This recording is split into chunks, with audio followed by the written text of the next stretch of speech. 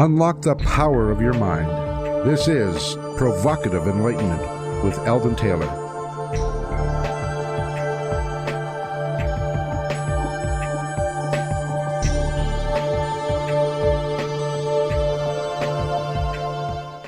Welcome and thank you for joining us today. The next hour is devoted to learning something more, not just about the world of shoes and ships and sealing wax, as my pretty bride likes us to say, but about how, what, and why we believe as we do.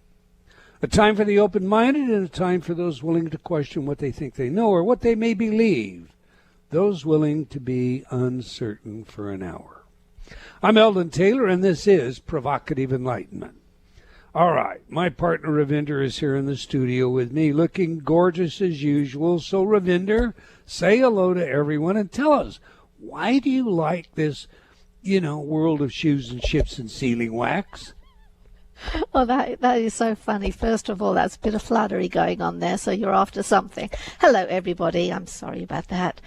Shoes and ships and sealing wax. Yeah, every time you have that in the introduction, and I always write it down because being a former biologist, I take notes for everything, so I always write that down, and it always makes me smile. I think it makes me smile a little bit because the first time I heard it, I thought sealing wax was actually the ceiling, as in the ceiling above you, as opposed to sealing wax.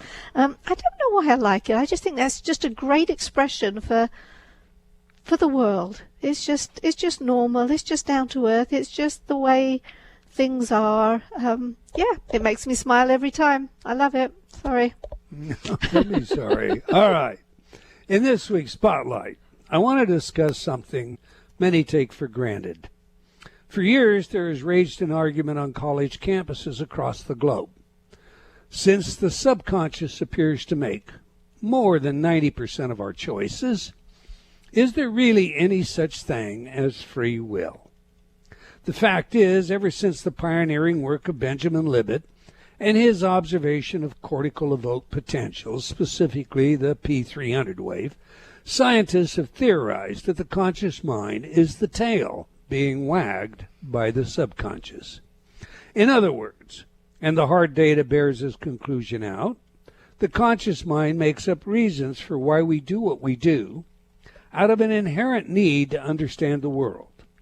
The conscious mind is busy confabulating reasons for everything, while the subconscious is activating our choices. Well then, if this is true, how is it that we can say we ever truly invoke free will? And if we do, when? I have addressed this issue on many occasions with scholars and derived this conclusion. What is in your mind is the source from which the subconscious makes its decisions. An fMRI technician watching your brain activity while you make a choice can actually know what you will decide on average 6 seconds before you know what you will choose. So somewhat analogous to a computer, the subconscious makes its calculations based on what is in your subconscious. As such, all of those negative thoughts and beliefs, all of your defense strategies, avoidance tactics, compensations, and so forth, enter into the calculation. Given this, it's easy to understand why it's so important to control what goes into your mind. In my book, Choices and Illusions, the subject is taken apart in detail, and many steps are offered to correct it. However, for our focus today, consciously choosing what you put into your mind is of the utmost importance. Taking in all the negativity that media can offer is therefore ill-advised.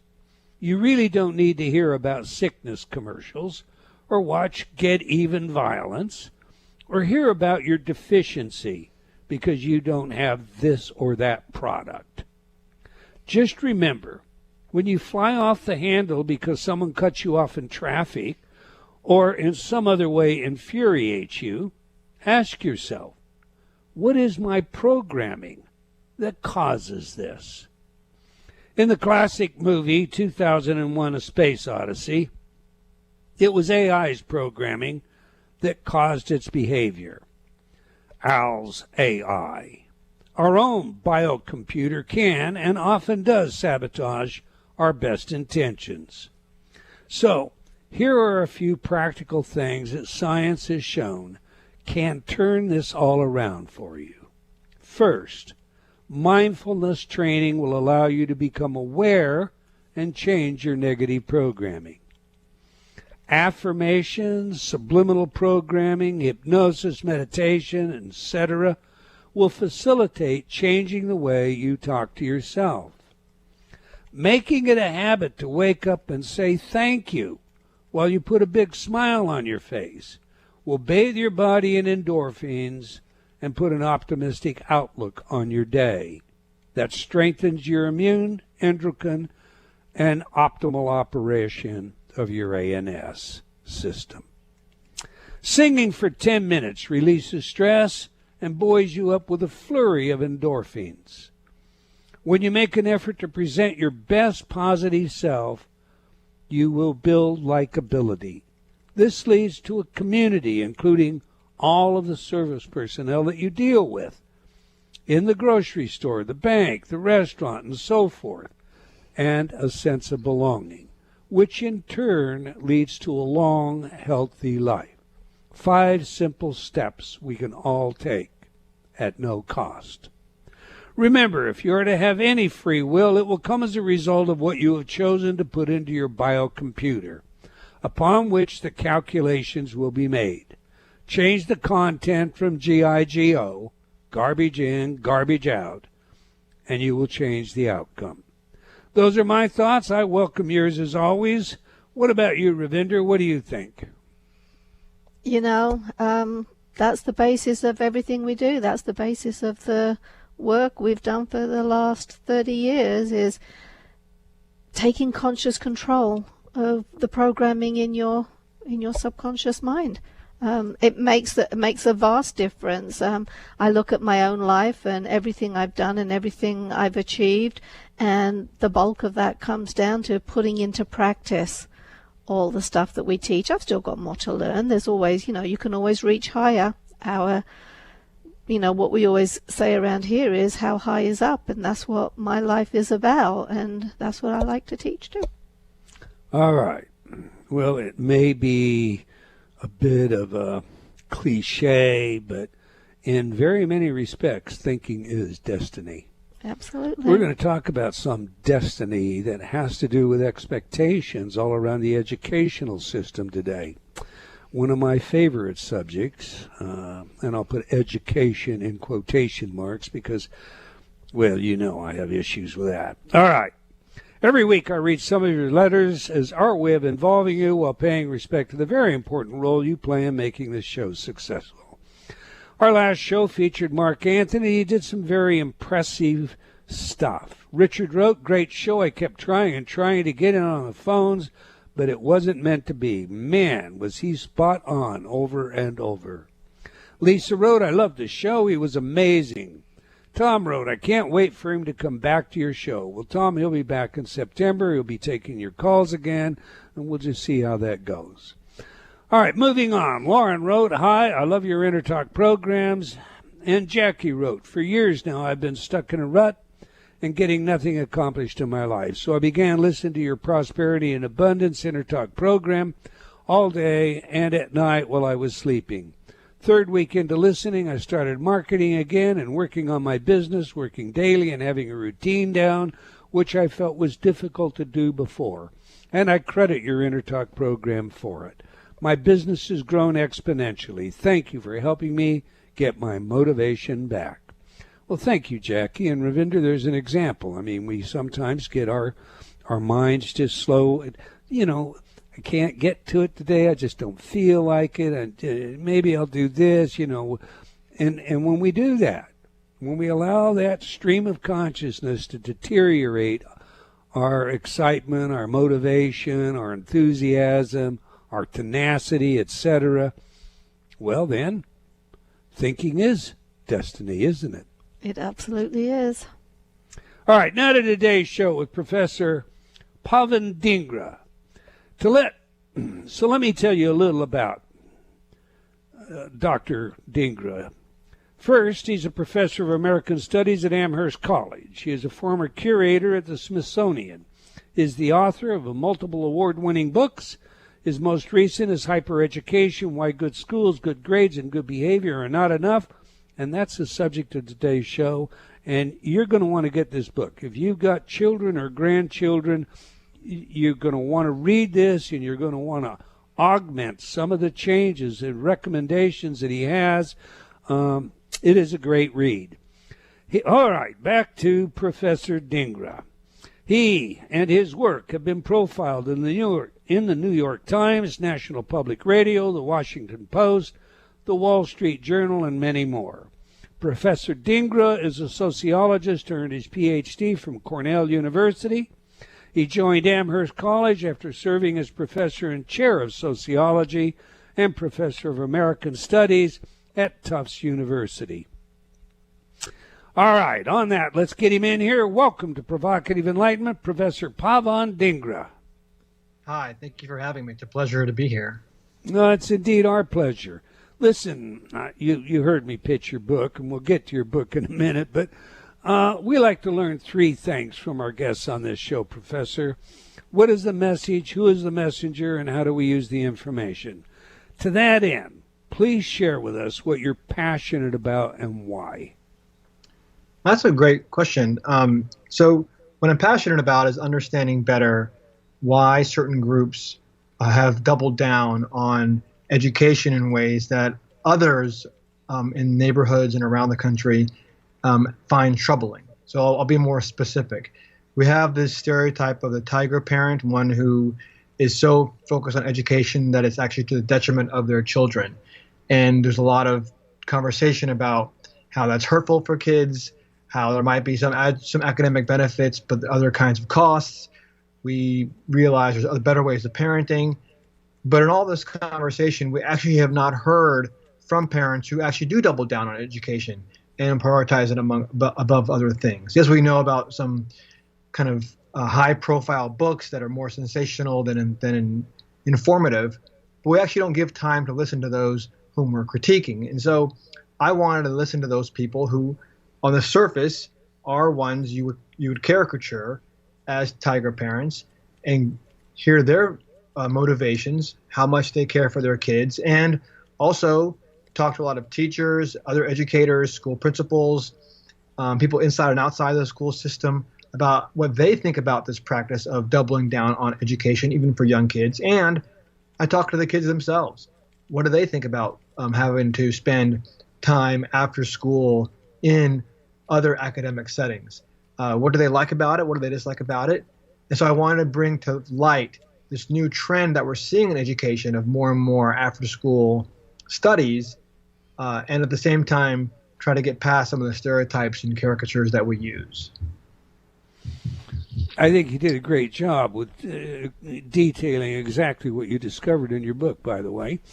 You heard today's spotlight. It seems that one of our challenges in this day and age is sorting truth from fiction while maintaining some sense of inner balance in our lives. Do you think we tend enough to our thoughts, the content of our minds, the motivation behind that, or do we find ourselves living unhappily as a result of misguided expectations and beliefs? I don't think that we spend enough time reflecting on why we do what we do. We oftentimes, we give it thought. We're not irrational or overly socialized creatures, but we don't necessarily question some of the assumptions we have that guide our behaviors. And part of the reason for that is that we may have been raised in a similar way, and so our assumptions around what makes a positive life, what makes a positive upbringing for our kids, are things that we've just internalized. Or it could be that we look around us and we see certain patterns, and so we accept that as normal. Or it comes from other sources. But I think what we need to do, not just individually, but at a societal level, is question our assumptions around what do we want for our kids. And I'm talking about kids because that's what my book is focused on. But it could be for anyone. What do we want out of an education system? What do we want out of a community, right? And I don't think that if you don't question those assumptions and you kind of follow certain expectations, that you're inherently unhappy.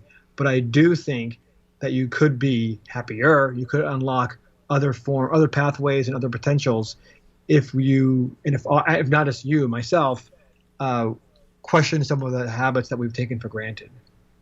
If all of us question, I agree totally.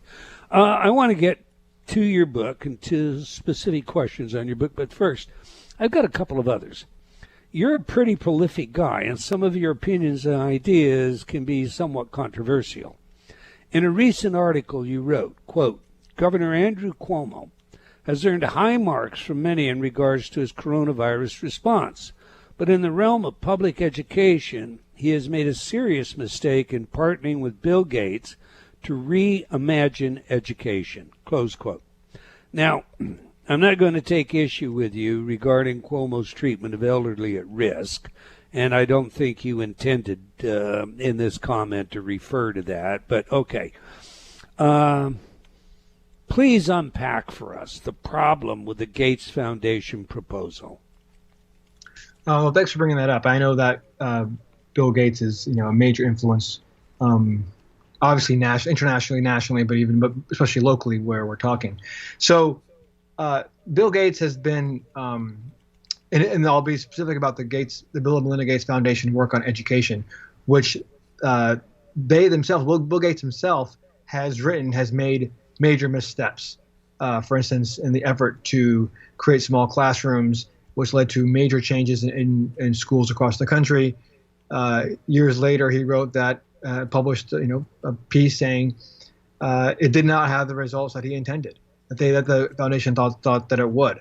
Now it's become around teacher quality and teacher measurement and evaluations, and a lot of teachers. I'm not speaking. I'm sharing what I've heard. Kind of find that they're being more and more critiqued and under attack because of some of the assumptions that his foundation has promoted.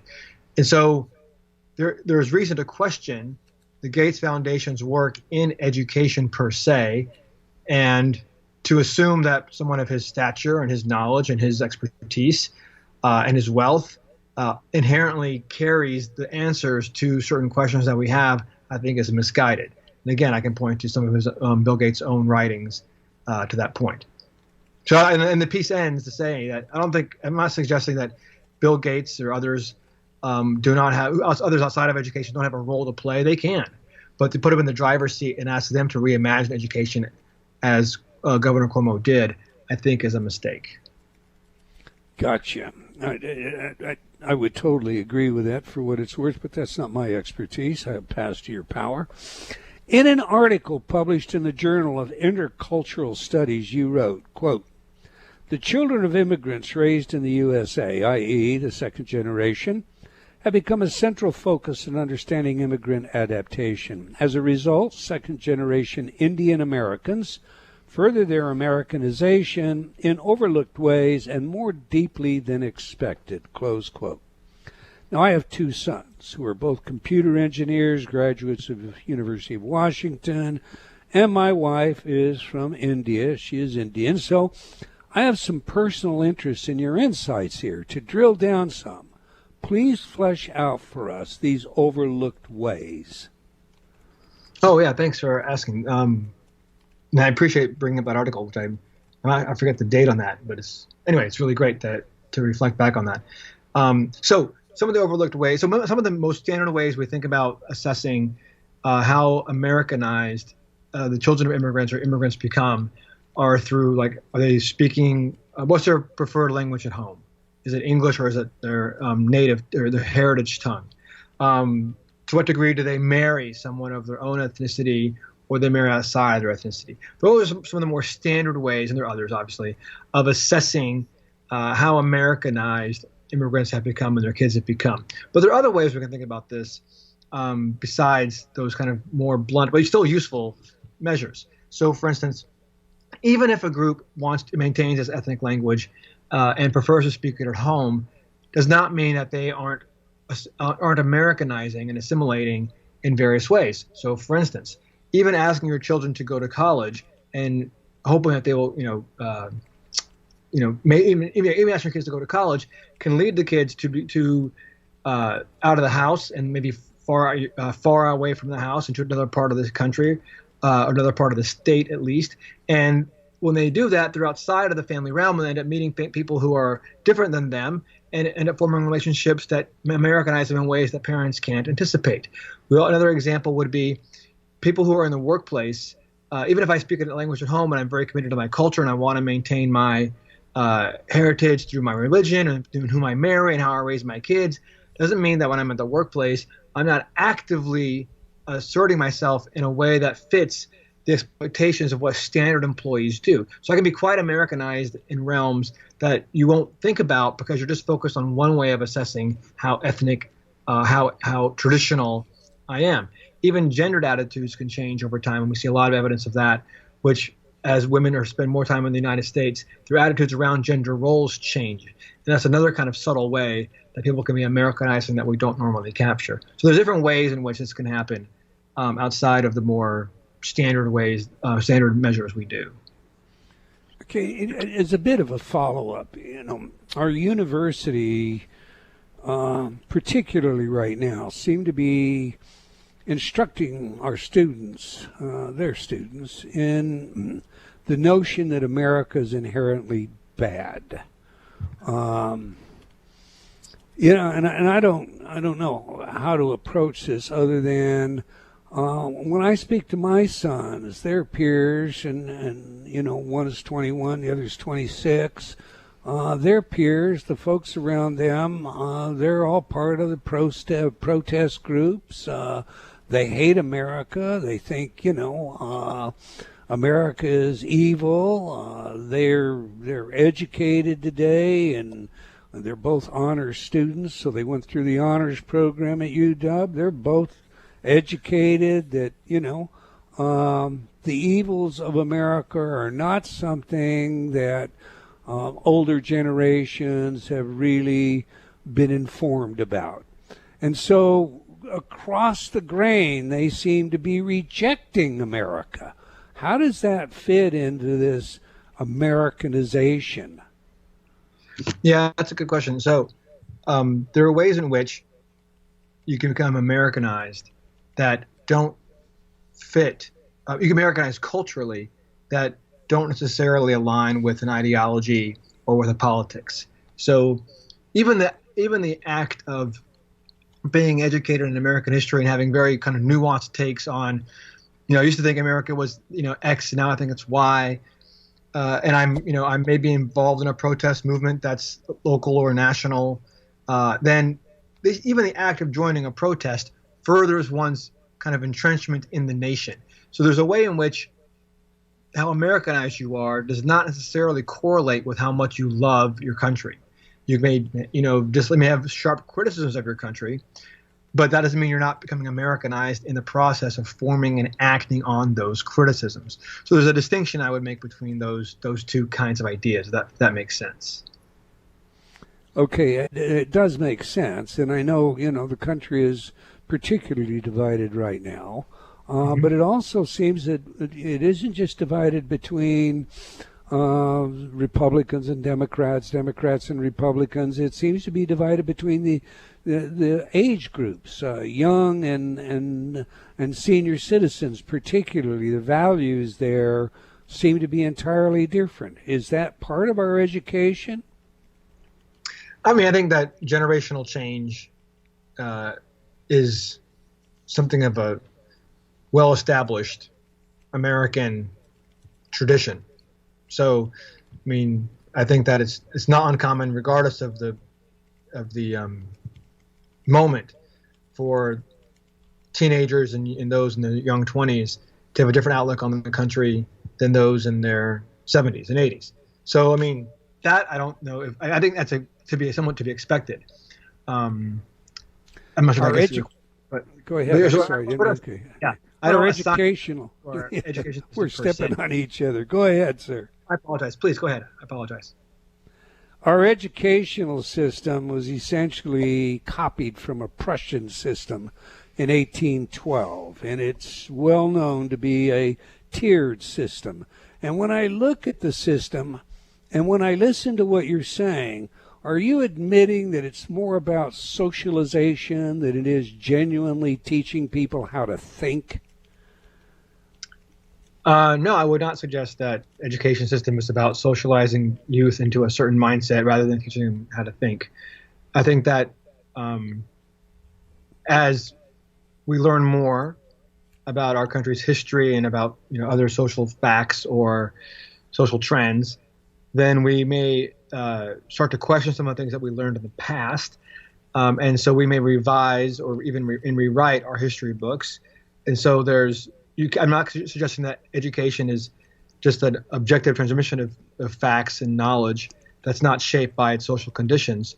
But I do believe that when education is working well, which, oftentimes it is, students are not considered vessels to just implant information and then be assessed by their rote memorization, but instead are being taught how to think. And that's one of the major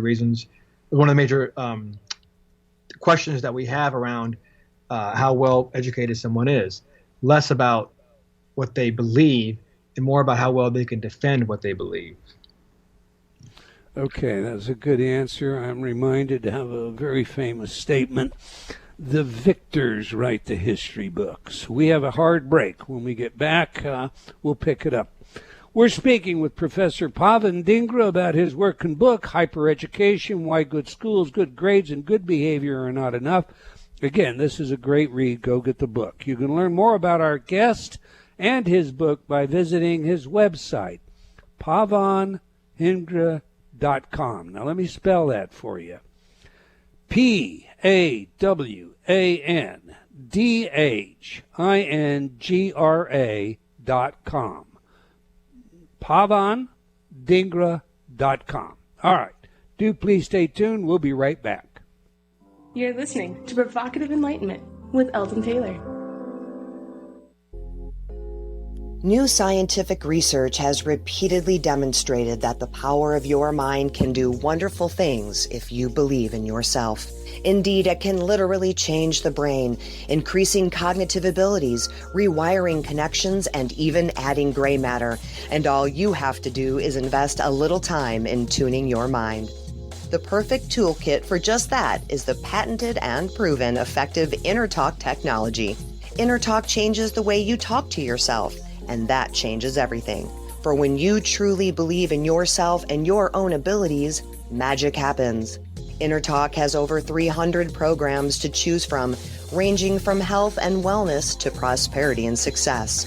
From accelerated learning to relationships. From habits and addictions to spirituality. Remove the doubt and fear now. Go to innertalk.com today.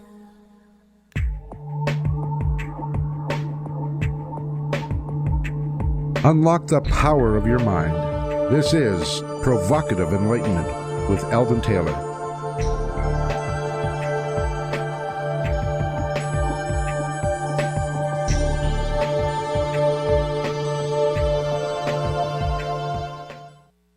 Welcome back. If you just joined us, we're chatting with Professor Pawan Dhingra about his work and book, Hypereducation.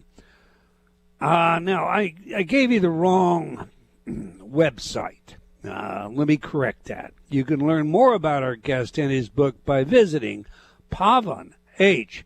Dhingra. I left the H out, so let's spell that.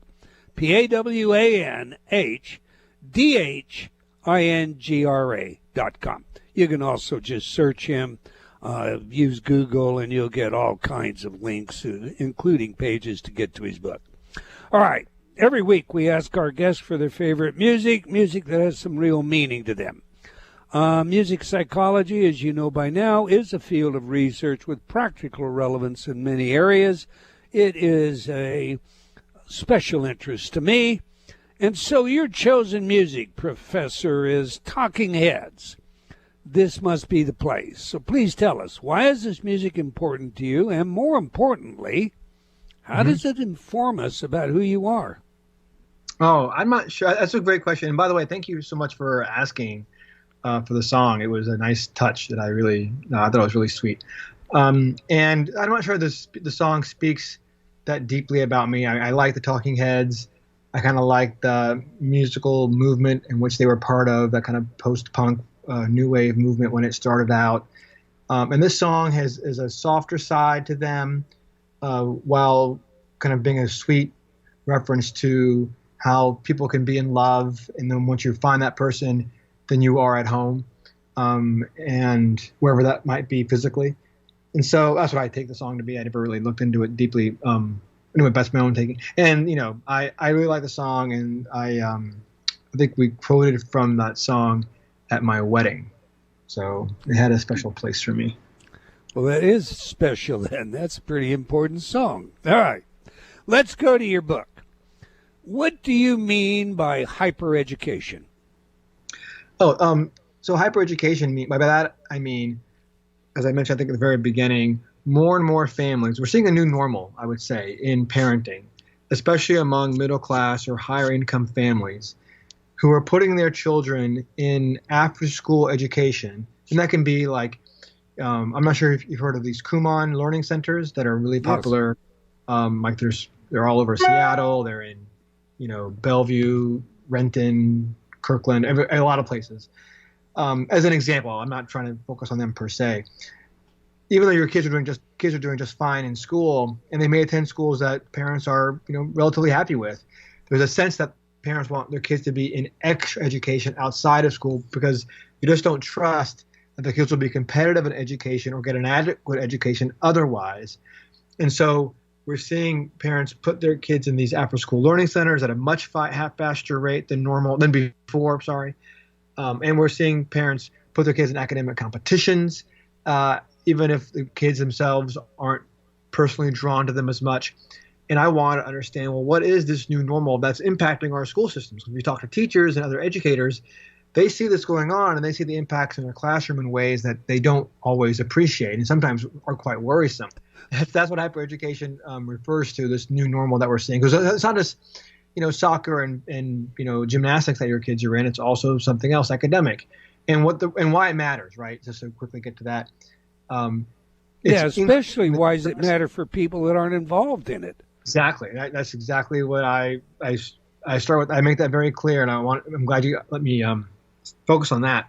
Because a lot of kids aren't doing it, so why should you care? Because even if you're not doing it, kids in your school are doing it, and it's raising the academic pressure of what it means to be good at a subject, right? It's not just good enough to be mastering what your teacher's telling you, because people are learning more than what the teacher's telling them outside of school, and that raises the bar of what's considered strong academically. The other thing is that as people raise up the academic standards, the academic pressure goes up, as do stress and anxiety. Some of the most anxious kids are those who aren't in after-school education, but are worried they're falling behind because their peers are in after-school education. And one last reason it matters is that as parents say, you know what, I'm in a fine school, but I just don't trust it, and I want to make sure my kids are getting all the education that they need, so I'm going to pay for an after-school learning center.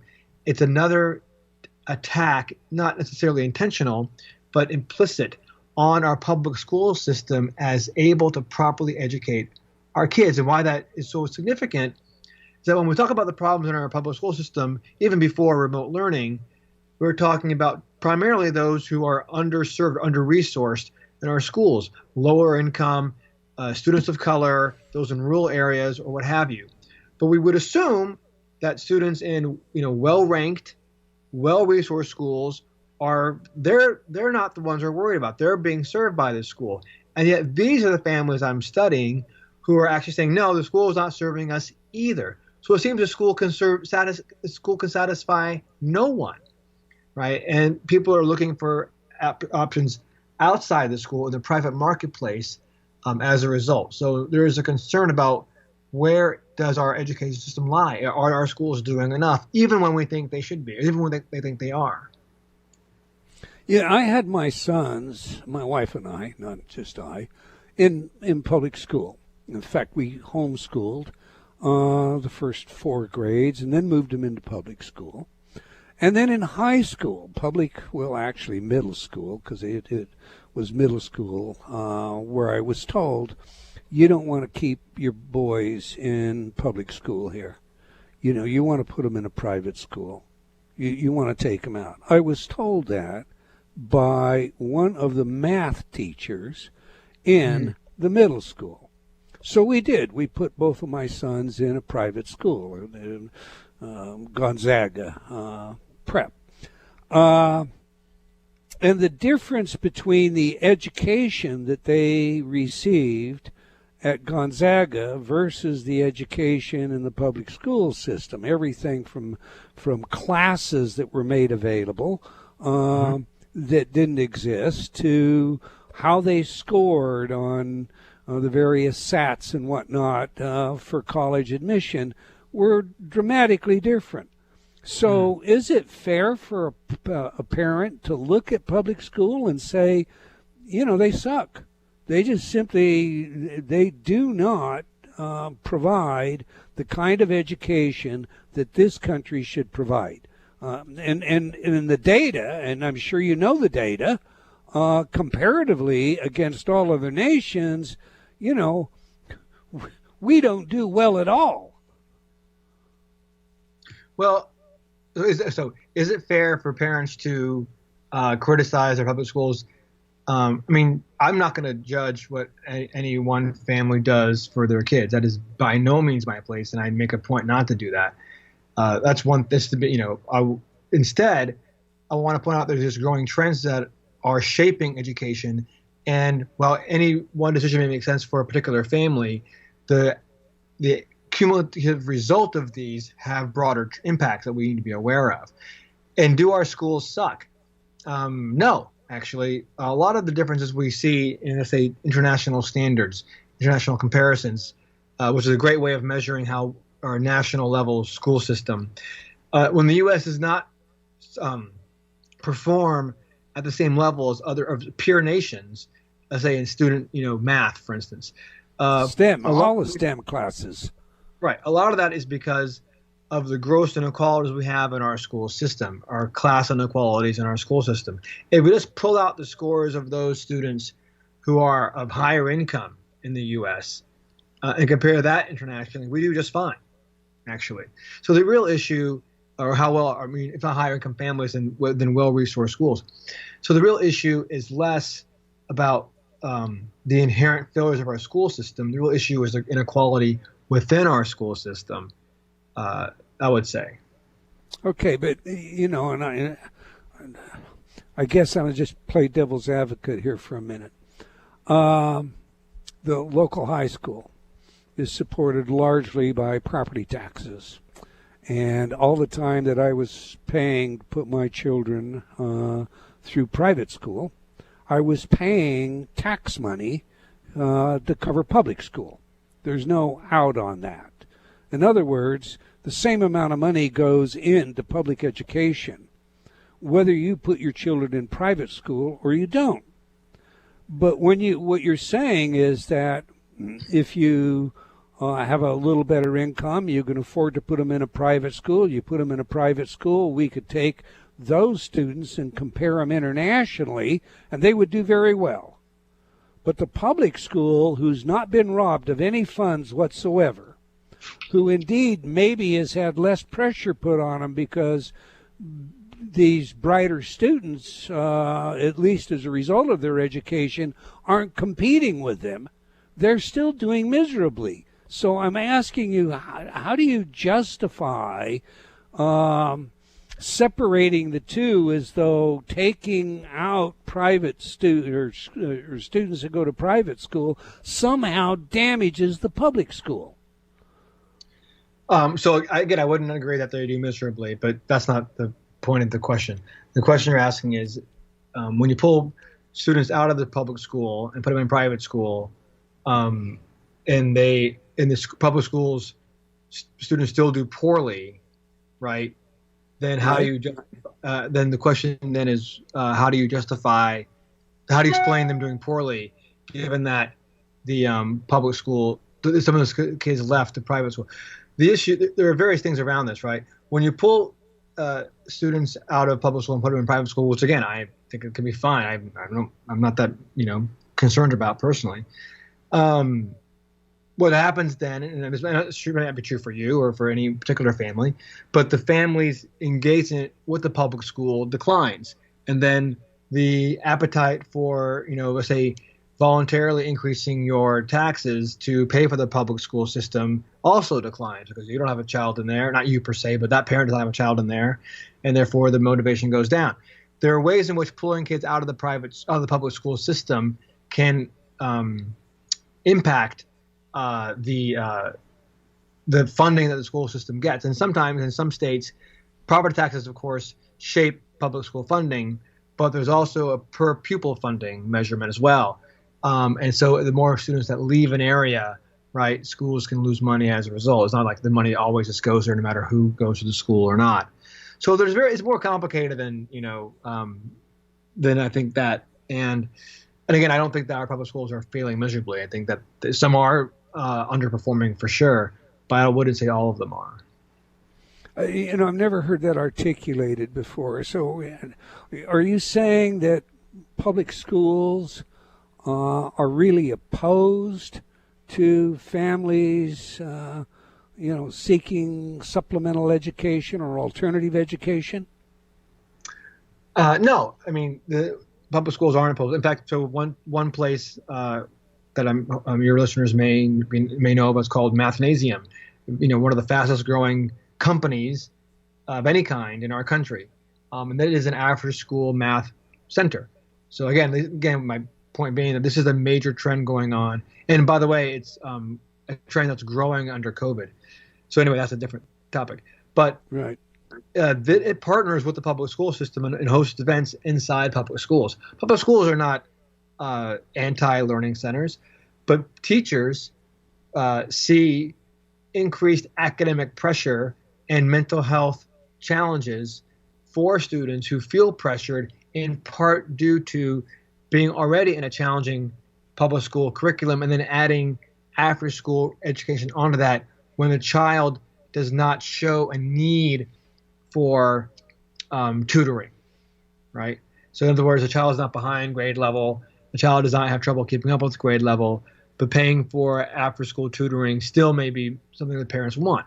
Again, that's fine, but parents need to realize that when we do this, there are social costs and possibly personal costs for our kids, and that's kind of the missing that's missing in our discourse around this.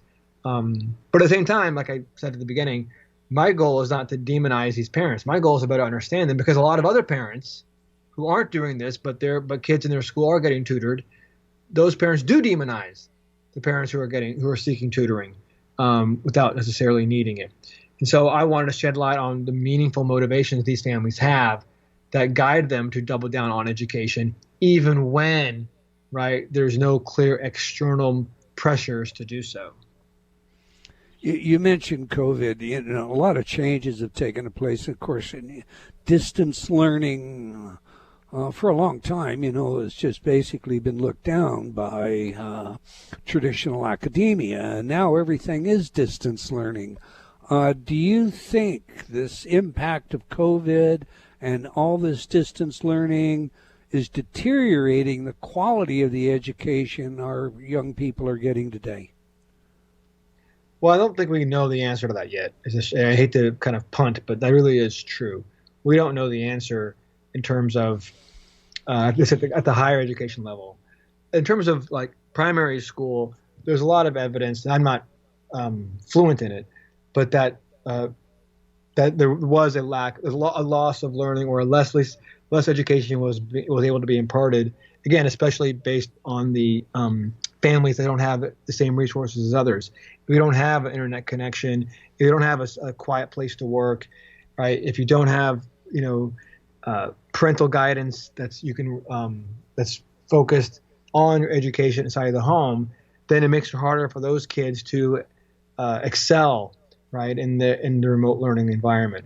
And so you're going to see even more gaps. So I think that what this remote learning has done, it's less that remote learning is inherently flawed, but it's more that remote learning reveals or worsens the gaps we already have between those who have better access to quality learning and those who don't.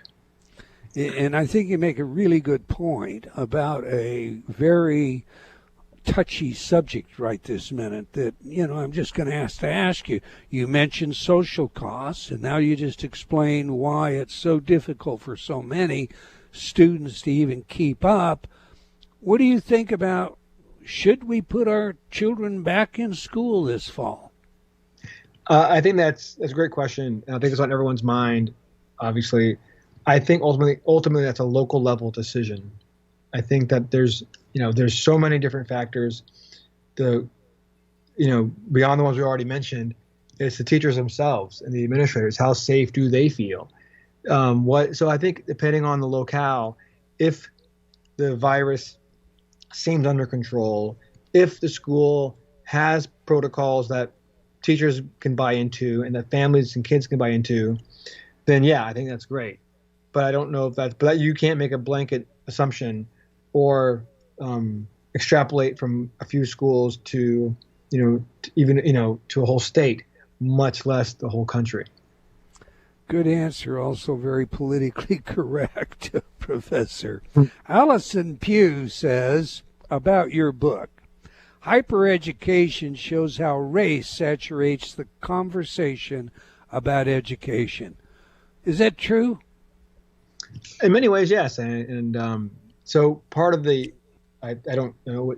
So part of how race saturates the conversation is that, the experiences of students of color vary widely from those of white students, and even between themselves, students of color, inside the school system. And so in that sense, in that most obvious way, race impacts how people feel about school and experience education. Even when whites are not the most highest performing group in a school, right? Race can still matter. That's one of the things that I found as well, right? In some of the schools I studied, Asian American students were outperforming whites in terms of academic, outcomes. But still, teachers and administrators and families would treat those kids as somehow a problem rather than a group to emulate, and so just because a group is performing the best doesn't mean they're going to be applauded for that, and that has to do somewhat, not entirely, with the race of those who are performing the best and those who aren't. So race does matter in our school system in ways that are somewhat obvious and somewhat surprising. All right, how do we fix this public system? Well, again, I don't think the public system is inherently broken, and we can disagree about that, which is a fun conversation. But to the extent that I think there are issues to be fixed, nonetheless. And I think one of the things we have to ask is, what do we want out of a school system? That, I think, is a fundamental question. Look at our COVID moment right now, where we're struggling through this. It's a real question of how we're going to turn the corner. And part of it has to do with the lack of, protective, proactive efforts by our people, by us, in terms of mask wearing and social distancing and everything else. And so what I'm getting at is this. Right now, people showing compassion towards one another and going out of their way and saying, I will give up some of what I want, some of my personal preferences or freedoms, because it's for the sake of the collective, is really essential. And yet, we don't necessarily demonstrate as a people a sense of compassion for others.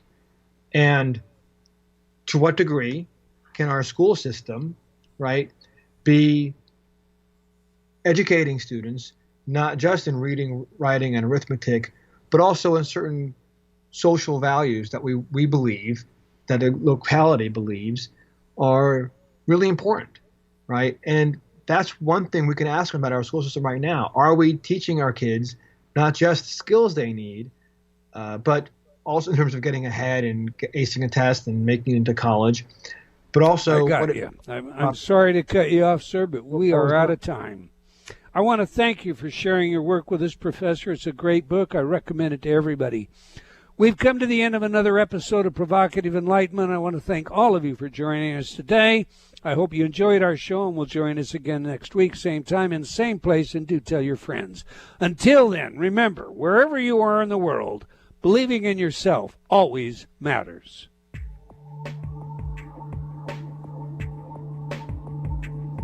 Provocative Enlightenment has been brought to you by Progressive Awareness Research and other sponsors.